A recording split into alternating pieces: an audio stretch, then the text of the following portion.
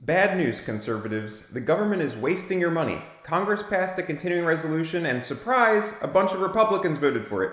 Also coming up on this episode, would you support banning foreign aid from going to the Palestinian Authority until it recognizes Israel's right to exist as a Jewish state and renounces terrorism? Well, Rand Paul, senator from Kentucky, proposed doing just that, and all but one Democrat rejected the proposal. It was an amendment, I'm going to talk about it here. Also, Trump won the Iowa caucus, and it looks like he's going to easily win the Republican presidential nomination. I'll discuss the Iowa caucus results and the fallout. So thank you for joining me for this episode. Please don't forget to hit the like button if you would. Also, please leave a comment saying where you're watching the video from. And thank you to everyone in advance who hits the like button and leaves a comment. So let me go ahead and switch over here. So first of all, like I said, the Congress passed a... Hey, I see I have one thumbs up, so thank you for that. Thank you for that like. Okay, so yeah, Congress passed a continuing resolution, a stopgap measure, to keep the government funded for a while. And you can see here on this Wall Street Journal article, talking about it passing the Senate and the House. A number of Republicans voted for it. Actually, over 100 Republicans voted for it. And I'm going to show you a clip here of Representative Chip Roy of Texas, a conservative congressman, talking about this. Here you go. So for the American people, they need to understand what's happening. This continuing resolution will fund your government at the same level as last year's massive omnibus spending bill that all my Republican colleagues, all of them with the exception of two in this chamber, were adamantly opposed to, voted against, spoke out against, put press releases out against, campaigned against, and they're going to vote for it right now. They're going to vote to continue to spend at that level. Not only that, they're going to vote to continue to fund the radical progressive policies embedded in it. Continue to fund the bureaucracy that's at war with the American people. Continue to fund open borders. Continue to fund Alejandro Mayorkas. Even as we attempt to impeach him in the Homeland Security Committee, we're going to fund him. We're going to fund those open borders. We're going to fund the United Nations. We're going to fund the World Health Organization. We're going to fund UNRWA to give money to the Palestinians that gets to Hamas. And we're going to go campaign against those things, but we're going to fund them. And my Democratic colleagues want to hide behind side deals rather than adhere. All right, I'm going to stop it there.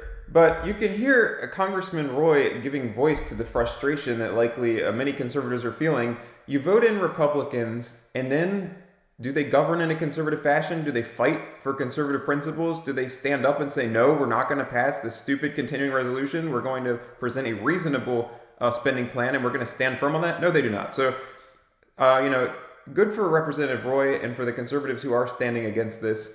Leave a comment and let me know what you think about all this, but I'm assuming you probably agree with Chip Roy, and you are frustrated with the Republicans in Congress who are not really acting in a conservative fashion.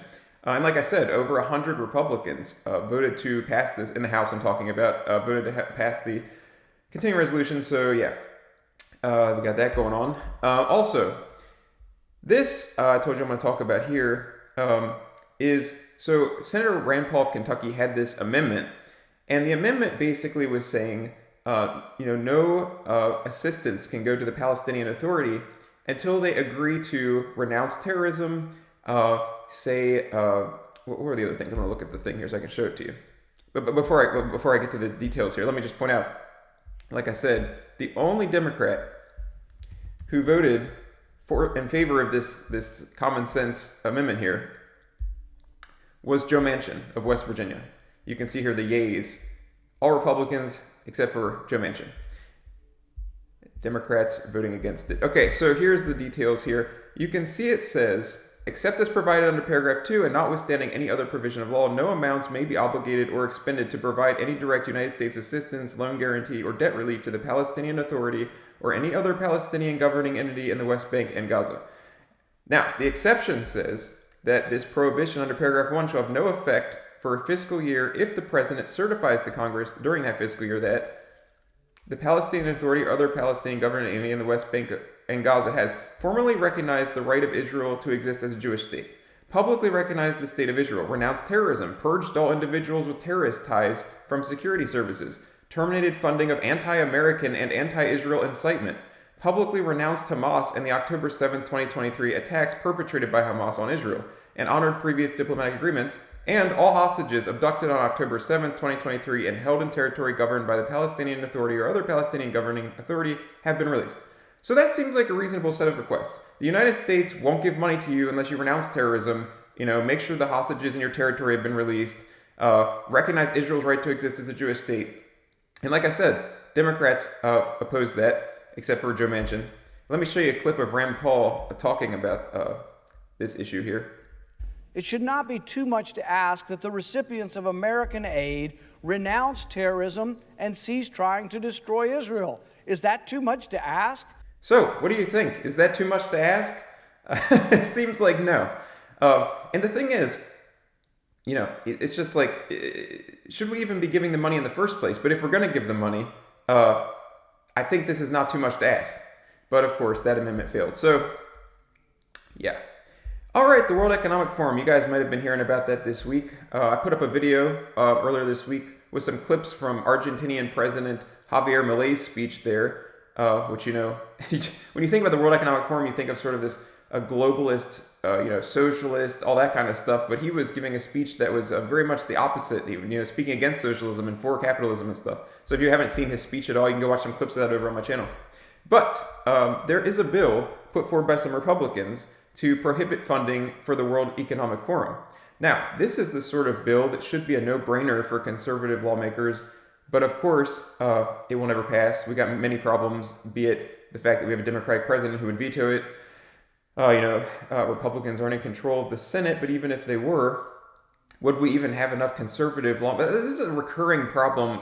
The fact that even when Republicans have control, there's not necessarily enough conservatives, like really conservative people, to pass good proposals. So anyway, it's really short. You can see it says no funds available to the Department of State, the United States Agency for International Development, or any other department or agency may be used to provide funding for the World Economic Forum. Sure, I mean, that would be a great piece of legislation. Of course, it's not going to pass, but it would be great. You can see here, it says Scott Perry, Pennsylvania, Tom Tiffany, Paul Gosar, Diana Harshbarger, I don't know how you say her name, Andy Ogles, and Matt Rosendale introduced the Defund Davos Act. So good piece of legislation, not going to go anywhere probably. It looks like it's been introduced in the past. Also, look, here's one from the past as well. But, since the World Economic Forum stuff's going on, it's a good time to talk about that. Obviously, I'm assuming, let me know, would you like any of your tax dollars to go to the World Economic Forum? I would not, so I don't think any conservative would. This is another good piece of legislation that will not pass, but just FYI, this stuff's not going to pass, but it's the kind of thing that could pass if we would actually get conservatives in office. Real conservatives, not like just Republicans necessarily, but good conservatives. But it's a bill that would basically require abortionists to perform an ultrasound on a woman before giving her an abortion and describe, what's not just show the images of the ultrasound, but also describe the organs and what they're seeing and stuff. Perhaps persuade some mothers not to abort their children. So you can see here it says, prior to a woman giving informed consent to having any part of an abortion performed, the abortion provider who is to perform the abortion or an agent under the supervision of the provider shall perform an obstetric ultrasound on the pregnant woman, provide a simultaneous explanation of what the ultrasound is depicting. And they go on to, say here, provide a complete medical description of the ultrasound images, which shall include all of the following: dimensions of the embryo or fetus, cardiac activity if present and visible, and the presence of external members and internal organs if present and viewable. And it even has this stipulation that there's nothing here to stop the woman from averting her eyes, choosing not to look at this. But the abortionist would be required to at least give her the opportunity to see it and describe it, whether the woman chooses to look at it or not. And also, this is something that's been proposed in the past as well. And this is something, like I said, it's a good piece of legislation that won't pass. But Andy Biggs and a number of other lawmakers are pushing that. So, okay, let's see here. All right, so I told you I'm going to talk about the results of the Iowa caucus and the fallout from that. So I'm sure you've heard Donald Trump won, not just won, but, crushed everybody. Actually got, at least according to what's on here, more votes than the other candidates combined, 51%. Obviously, Ron DeSantis came in second. Nikki Haley came in third. Now, DeSantis' second was far behind Trump. Haley's third was not that far behind DeSantis. Vivek Ramaswamy was in a distant fourth and swiftly dropped out and endorsed Trump after this was over. Interestingly, Asa Hutchinson, former Arkansas governor, he basically didn't even get 200 votes. You can see here, not even got to 200 votes. He also has dropped out.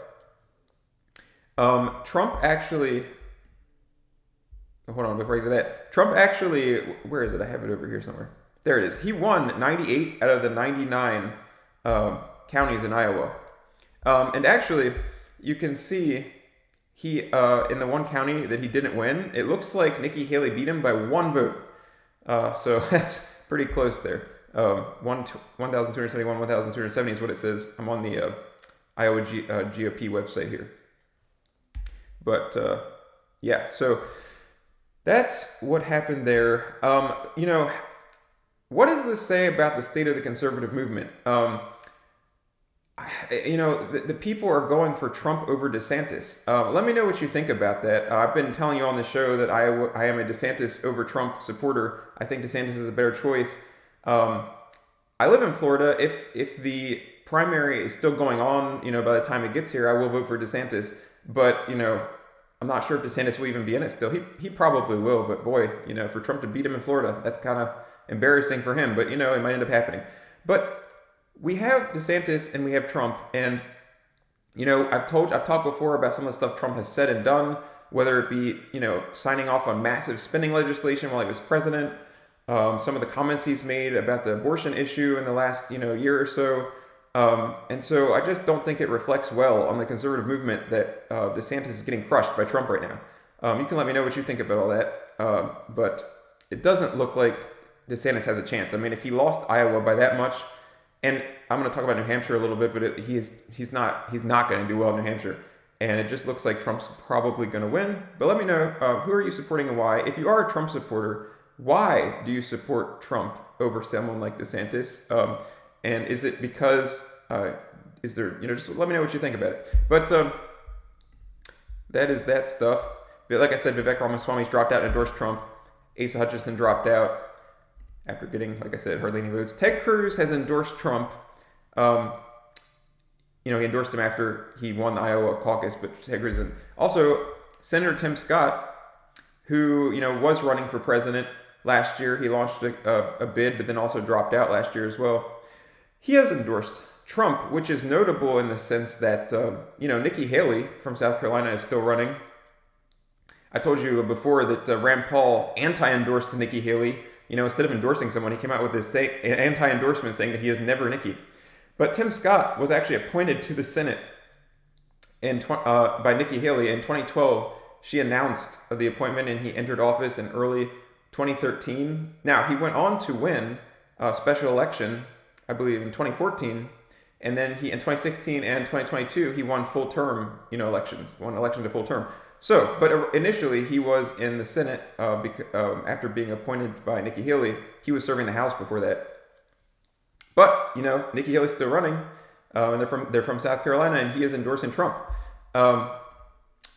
Also, you know, there's been talk about whether Trump might pick Nikki Haley as vice president, and I'm assuming that you, like me, and most conservatives are not into that idea.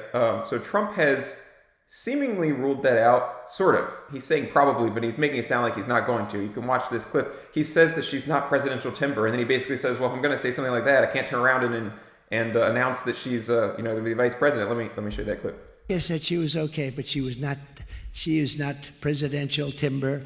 Now, when I say that, that probably means that she's not going to be chosen as a vice president. You know, you can go.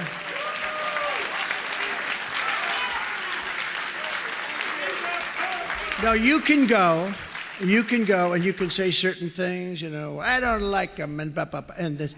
But when you say certain things, it sort of takes them out of play, right? I can't say she's not of the timber to be a vice, and then say, ladies and gentlemen, I'm proud to announce that I've picked. Do you understand? But that's the way it is, okay? Tell it like it is. Tell it like it is. So, seems like he's ruling that out, but also, you know, it seemed like he said probably, but I don't think he's going to pick Nikki Haley. I don't think anyone who supports him, there's pretty much most people do not want him to pick Nikki Haley, and I think he probably will not be doing that. But, yeah. here's a little clip of Nikki Haley I was talking about before. This is when she was she was appointing Tim Scott. And it is with great pleasure that I am announcing that I am appointing our next U.S. Senator to be Congressman Tim Scott. Hey. That was back in 2012. So let me talk a little bit about the polls here. Heading into Iowa, obviously, Trump was ahead and he crushed it. Here we have a New Hampshire poll, and Trump is winning by a lot, plus 17. Now, you can see here, Trump is way ahead of the pack, but Nikki Haley, you can see she's crushing DeSantis there. Also, here's another New Hampshire one. Trump is way ahead, but Nikki Haley is also in a firm second place, destroying DeSantis. So, if the polls are correct, and I think, why not believe it? I mean, the last one seemed to be okay. So, looks like Trump's gonna win New Hampshire, and Haley will come in second behind Trump. So it just looks like Trump's pretty much gonna steamroll the competition and basically just win all or most of the states. It just looks like in the primary, it looks like that's gonna happen. So it looks like we're gonna end up with a Trump versus Biden rematch.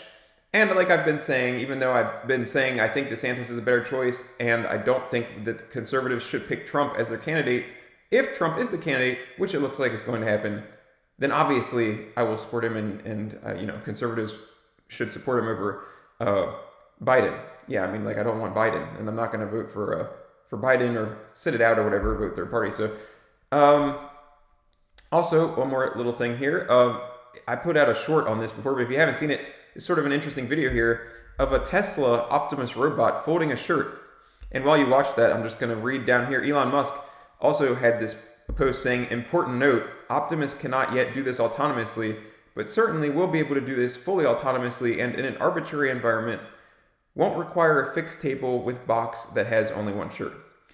So, can you imagine having a robot one day to fold your laundry? That would be something. I kind of question whether this robot that'll be a significant use case. Will people be buying these robots to fold their laundry? Who knows? But it would be nice, wouldn't it? So, also a little joke before we go here. I saw this. This is pretty funny. You can see here, there's a UFO, and it says, "We have come to experiment on you, plunder your resources, and enslave you forever." And the guy on the ground says, "Oh, you're from the government." So, I thought that was kind of funny. And like I was talking about, it kind of, we can take everything full circle back to what I started with the continuing resolution, funding all that, the federal government Leviathan.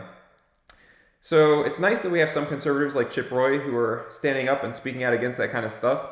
But yeah, I mean, it'd be nice if we had more conservatives that would not just speak out against it, but stand against it like Chip Roy and then stop that kind of stuff from going on. So you can keep an eye on that, see what happens when they come up against their next deadline. But thank you everybody for watching. Like I said, if you haven't seen the clips from Javier Milei, the Argentinian president, Javier Milei's speech at the World Economic Forum, I got a video with some clips there you can watch.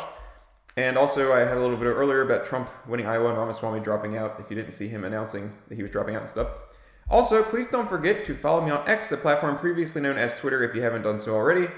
And thank you for watching this. Don't forget to give it a like, hit the like button. Leave a comment letting me know where you watched this video from. Hopefully, if I get more comments, that'll help push the video out to more people. And also, subscribe to the channel. So you guys have a good rest of your weekend, and I will see you next week. Bye-bye.